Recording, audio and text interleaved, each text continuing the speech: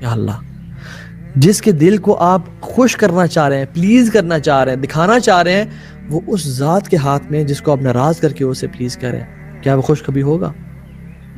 نہیں ہوگا. So please اللہ سبحانہ و تعالی.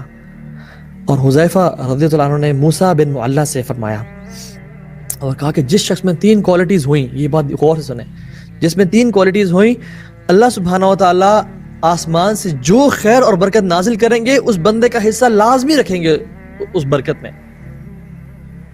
اور کیا فرمایا؟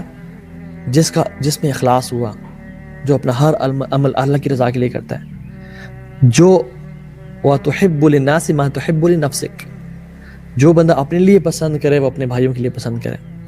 اور تیسری چیز, جب انسان بھوکا ہے, بھوک کی حالت میں, اور اس کے پاس ایک روٹی کا ٹکڑا ہے, اور وہ کسی مسلمان کو دیکھتا ہے کہ اس کو زیادہ ضرورت ہے اس روٹی کے حصے کی, تو وہ اس کو عطا کر دے, یعنی مسلمانوں کو اپنے پہ پریفر کرے, دوسرے کی بھوک کو اپنی بھوک پہ پریفر کرے, تو اللہ تعالیٰ ہر خیر و برکت کے لیے کہ جو نازل کرتے ہوئے اس میں حصہ لازم رکھیں گے. ابو ہریرہ رضی اللہ عنہ بھوک کی وجہ سے, پیاس کی وجہ سے بالکل بے ہوش ہو چکے تھے, اور جب ان کو ہوش آیا تو ان کو کھجور دی گئی کہ آپ یہ کھا لیں, آپ بھوکے ہیں. تو وہ اٹھ کے لے کے چلنے پڑے. تو ان کا آپ کدھر جا رہے ہیں؟ کھا لیں. کہتے ہیں میری ماں مجھ سے زیادہ بھوکی ہے, میری ماں کو مجھ سے زیادہ بھوک لگی ہوئی ہے, تو میں اس کو دینا پسند کرتا ہوں. تو یہ 3 کوالٹیز. اور پہلی کوالٹی انٹینشن. حضرت عائشہ کیا فرماتی ہیں کہ ایک ماں آئی, اس کی 2 بیٹیاں تھیں, اور کہتی ہیں کہ اس نے دروازہ کھٹکھٹایا تو میرے پاس صرف 2 کھجوریں پڑی ہوئی تھیں, میں نے اس کو عطا کر دی. تو اس نے ایک کھجور ایک بیٹی کو دی, دوسری کھجور دوسری بیٹی کو دے دی, اور خود بھوکی رہی اور چلی گئی. جب اس میں آتا کہ ایک کھجور تھی, اس کو ہاف کر کے دونوں کو دے دیا اور خود کچھ نہیں کھایا. تو جب حضرت عائشہ she was amazed and she informed the story to رسول اللہ صلی اللہ علیہ وسلم کہ ایسا ہوا ہے, فرمایا اس ماں کے اس عمل کے بدلے میں اللہ نے اس پہ جنت واجب کر دیا. دیکھنے میں یہ تو بڑا چھوٹا عمل لگتا ہے, ہلکی سی قربانی لگتی ہے, لیکن اللہ نے اس پہ جنت واجب کر دی اس عمل کی وجہ سے.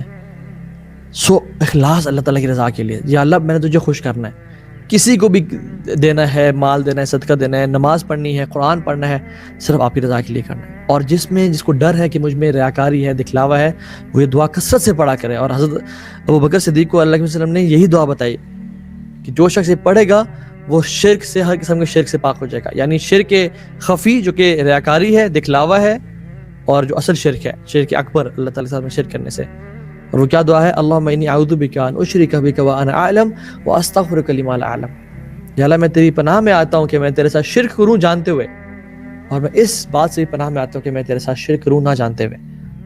کیونکہ یہ جو ہے نا, جو شرک خفی ہے, لوگوں کو راضی کرنے والا, پلیز کرنے والا, وہ ایسا داخل ہوتا ہے انسان کے دل میں جیسے کالی چونٹی کالی پتھر کالی رات میں چلتی ہے نا, کسی کو معلوم نہیں پڑتا, اسی طرح سے انسان کے دل میں داخل ہو جاتا ہے اور انسان کو پتہ بھی نہیں چلتا. And wallahi no one can help you.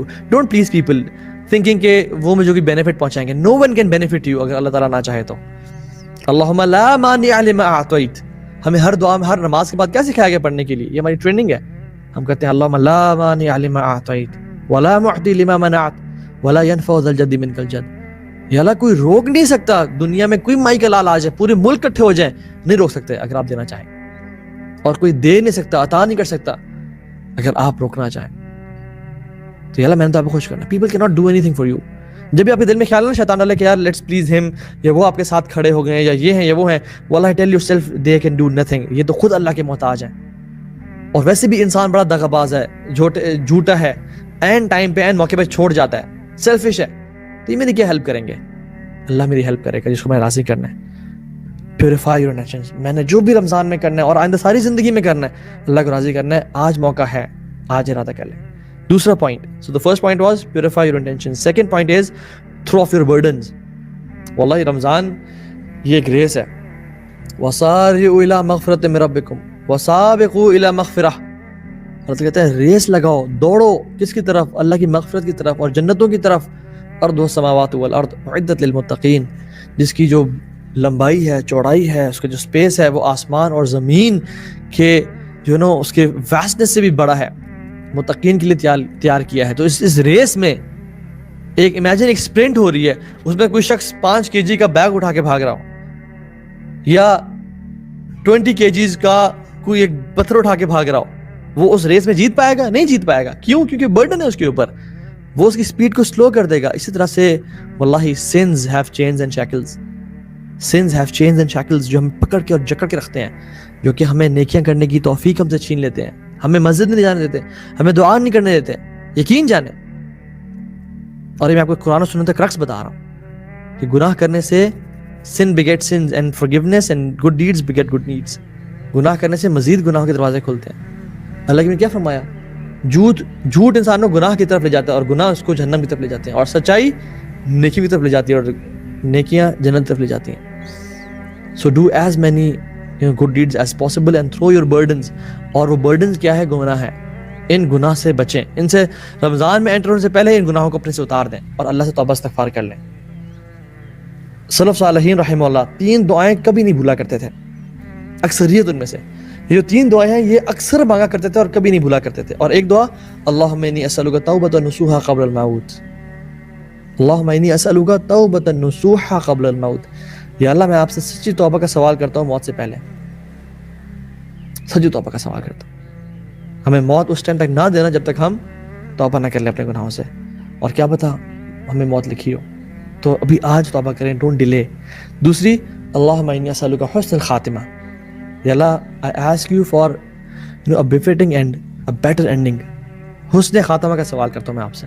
اور تیسری دعا یا مقلب القلوب ثبت قلبی علی دینک. اے دلوں کو پھیرنے والے، میرے دل کو دین پہ قائم رکھنا.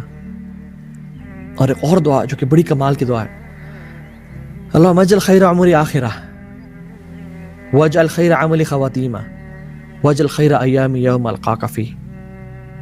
یا اللہ میری زندگی کا جو پوری لائف کا سب سے بہترین پورشن وہ والا بنانا جب میں تیرے سے ملاقات کرنے لگوں، یعنی مجھے موت آنے لگے. Make that portion the most pious, the most spiritual portion of my life، موت سے پہلے والا. کیونکہ من مات علی شیء بعث علیہ، جو جس چیز پہ مرے گا اسی پہ اٹھایا جائے گا. اور انما الاعمال بخواتیم، and the actions are based, judged on their endings. جو جس طرح what ends well, it's better. So میری زندگی کا سب سے بہترین پورشن آخری والا بننا. واجعل خیر عملی خواتیمہ، اور میرے سب سے بہترین اعمال وہ بنانا جو میرے موت سے پہلے والے اعمال ہوں. سو پہلی دعا اجعل خیر عمری آخرہ، بہترین لائف کا پورشن وہ جو سب سے آخری والا ہے، اور اعمال کا بھی سب سے بہترین پورشن وہ جو سب سے اینڈ والا ہے. اور اللہم اجعل خیر عمری آخرہ واجعل خیر عملی خواتیمہ واجعل خیر ایامی یوم القاک فیہ، اور وہ سب سے بہترین دن بنانا میرے لیے جس دن میری آپ سے ملاقات ہو. جس دن میری آپ سے ملاقات ہو میری زندگی کا سب سے بہترین دن ہو. کیونکہ اللہ سے ملاقات کے 2 طریقے ہیں نا. ایک یہ ہے کہ خوشی کے ساتھ انسان ملے، اور ایک یہ کہ ابصارها خاشعہ، انسان کی آنکھیں جھکی ہوں گی، ذلت چھائی ہوئی ہوگی، اور اعمال سامنے ہوں گے کہ میں کیا کالے کرتوت لے کے آیا. تو بڑا شارٹ کٹ ہے. حدیث میں آتا ہے جو شخص وضو کرے بہترین طریقے سے، 2 رکعتیں پڑھے اللہ تعالیٰ کے سامنے فوکسڈ ہو کے، اس میں وسوسوں کا شکار نہ ہو، اور دعا کرے یا اللہ مجھے معاف کر دے، اللہ اس کے تمام پچھلے گناہ معاف کر دیتے ہیں.